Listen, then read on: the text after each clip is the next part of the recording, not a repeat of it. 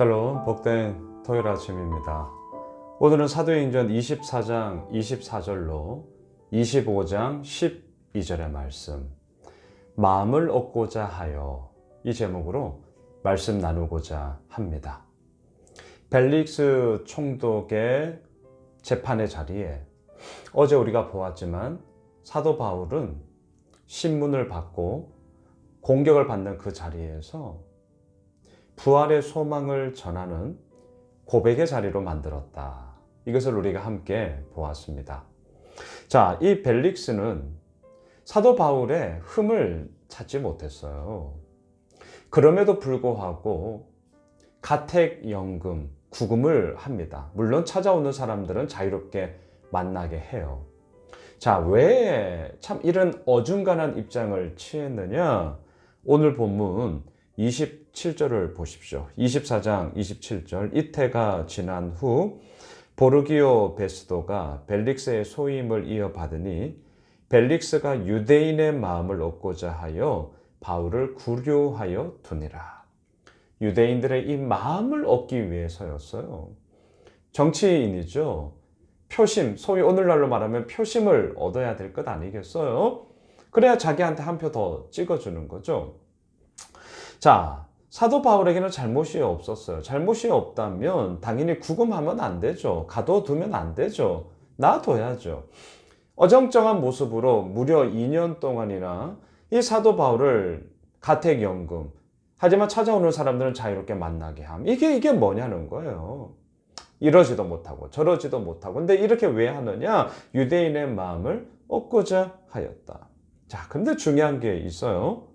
오늘 본문 24절로 올라가 보실까요? 수일 후에 벨릭스가 그 아내 유대 여자 드루실라와 함께 와서 바울을 불러 그리스도 예수의 도를 믿는 도를 듣거늘. 아내가, 와이프가 유대인이었어요. 그래서 이 사도 바울을 불러서 예수 그리스도에 대한 믿음의 도가 무엇인지를 들었단 말이죠. 25절. 바로 그때 바울이 뭘 전하느냐? 25절 보세요. 바울이 의와 절제와 장차 오는 심판을 강론하니 벨릭스가 두려워하여 대답하되 지금은 가라. 내가 틈이 있으면 너를 부르리라 하고. 자, 바울이요. 얼마나 귀한 시간이었겠습니까? 벨릭스 총독. 여하튼 고관 아닙니까? 힘을 가지고 있는 자 아닙니까?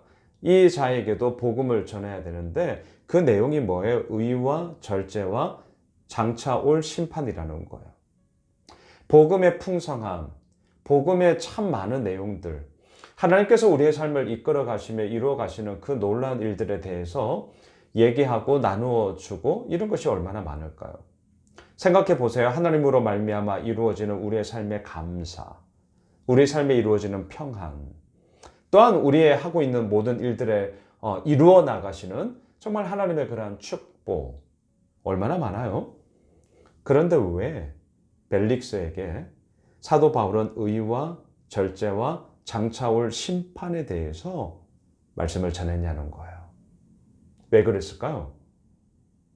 이 말씀을 벨릭스가 들어야 했기 때문이죠. 다시 말하면 벨릭스의 삶 가운데 그의 연약함, 그의 잘못됨, 그의 그릇됨, 이 모습을 이 복음이 그의 삶을 변화시켜야 되고 이러한 잘못들을 올바른 길로 돌리며 바른 길로 가야 하는 그 사실을 사도 바울은 알았기 때문이죠. 무엇이 의로운 것인가? 내 멋대로 내 마음대로 다 하는 것이 아니라 절제를 하며 그 가운데서 아버지께서 이루어 나가시는 생명의 은혜가 무엇인가? 그리고 우리의 삶이 이 땅이 다가 아니다. 어제도 우리가 보았잖아요. 의인과 악인의 부활이 있다. 그 부활의 소망. 하지만 그 부활의 소망이 이루어지기 전에 이루어지는 하나님의 심판. 한 번 죽는 것은 우리 모두에게 정해진 것이요. 그 후에는 심판이 있으리니 히브리서 말씀처럼 우리에게는 심판이 있다. 고로 의로움의 삶을, 절제의 삶을 통하여 그 심판 앞에서 우리는 당당하게 나가야 한다. 왜 이걸 전했냐고요? 벨릭스의 삶이 이러하지 못했기 때문이죠. 자, 이 말씀을 들으면서 두려워했어요. 그런데 얼마나 정말 이 벨릭스가 의롭지 못하고 절제하지 못했느냐? 26절 보세요. 동시에 또 바울에게서 돈을 받을까 바라는 거로 더 자주 불러 같이 이야기하더라. 두려워했지만 두려워하기만 한 거죠. 그 이후에 내가 바뀌어져야 되고 내가 하나님 앞에 엎드려야 되는 부분은 온데간데 없어요. 그리고 자주 불렀어요. 왜? 이 꿍꿍이가 뭐예요? 돈 좀 받아볼까 봐. 뭔가 뇌물 좀 받아볼까 봐. 힘 좀 써달라고. 나 좀 풀어달라고. 아니 벨리스 총독, 이 총독의 자리까지 가면 그래도 다른 사람들보다는 뭐 잘 먹고 잘 사는 그런 지위 아닙니까? 참 정말 끝이 없어요. 그러니 뭘 전해야겠어요? 무엇이 의로운 것인가? 무엇이 절제를 통하여서 하나님의 풍성함을 우리가 오히려 누릴 수 있는가? 장차 올 심판이 있다는 것을 왜 사도 바울이 전했는지를 우리는 이제 알게 되는 것이죠. 2년 동안 가둬놓았어요. 왜요? 유대인의 마음을 얻고자 하여. 자, 한편 2년이 지났어요. 총독의 임기를 마치고 이제 벨릭스를 이어 베스도가 부임합니다. 25장 1절입니다. 베스도가 부임한 지 3일 후에 가이사랴에서 예루살렘으로 올라가니, 그리고 이제 유대인 지도자들을 만났어요. 만나니까 이 유대인 지도자들이 또 뭘 말하냐? 지금 가이사랴에 구류되어 있는 이 사도 바울을 심판하여서 처벌해야 된다. 고로 가이사랴에서 예루살렘으로 이송 좀 해다오. 이 예루살렘 재판정에서 뭔가 결론을 내야겠다. 근데 왜 이렇게 얘기한 줄 아세요? 예전과 변함이 없어요. 똑같아요. 3절로 가세요. 베스도의 호의로 바울을 예루살렘으로 옮기기를 청하니 이는 왜냐하면 길에 매복하였다가 그를 죽이고자 함이더라. 예나 지금이나 40명의 결사대 생각나시죠? 오는 길에 죽여버릴 거야. 이런 꿍꿍이, 이런 속셈을 가지고 있었어요. 베스도가 어떻게 합니까? 사도 바울에게 틀린 것, 불의한 것, 옳지 못한 것 찾을 수가 없어요. 찾을 수가. 그래서 어떻게 하냐고요? 오늘 본문 25장 9절로 내려가 보십시오. 9절. 베스도가 유대인의 마음을 얻고자 하여. 자, 두 번이나 오늘 본문에서 반복되고 있어요. 이런 구절은 절대 놓치시면 안 됩니다. 바울더러 묻되 네가 예루살렘에 올라가서 이 사건에 대하여 내 앞에서 신문을 받으려느냐? 자, 뭐라고 대답할까요? 10절. 바울이 이르되 내가 가이사의 재판의 자리 앞에 섰으니 마땅히 거기서 신문을 받을 것이다. 당신도 잘 아시는 바와 같이 내가 유대인들에게 불의를 행한 일이 없나이다. 11절. 내가 무슨 불의를 행하여 무슨 죽을 죄를 지었으면 죽기를 사양하지 아니할 것이나 만일 이 사람들이 나를 고발하는 것이 다 사실이 아니면 아무도 나를 그들에게 내줄 수 없나이다. 내가 가이사께 상소하노라 하네. 어디로 가겠다는 겁니까? 예루살렘으로 가겠다는 게 아니라 로마로 가겠다는 거죠. 왜 로마로 가겠다는 것입니까? 우리가 지난 수요일 밤 말씀 나누었던 기억나십니까? 바로 그날 밤 주님께서 바울 곁에 서서 말씀하시죠. 담대하라. 예루살렘에서 지금 나를 증언하는 것 같이 이제는 로마에서도 나를 증언하여야 하리라. 사도 바울의 목적지는 어디입니까? 로마예요. 가이사께 가겠다는 거죠. 로마 황제 앞에서 내가 이 일을 신문받겠다. 무엇입니까? 자신의 사명을 이루어 나아가고자 하는 그러한 자리로 이 재판받는 자리, 신문의 자리를 이끌어 가고 있습니다. 말씀을 정리하겠습니다.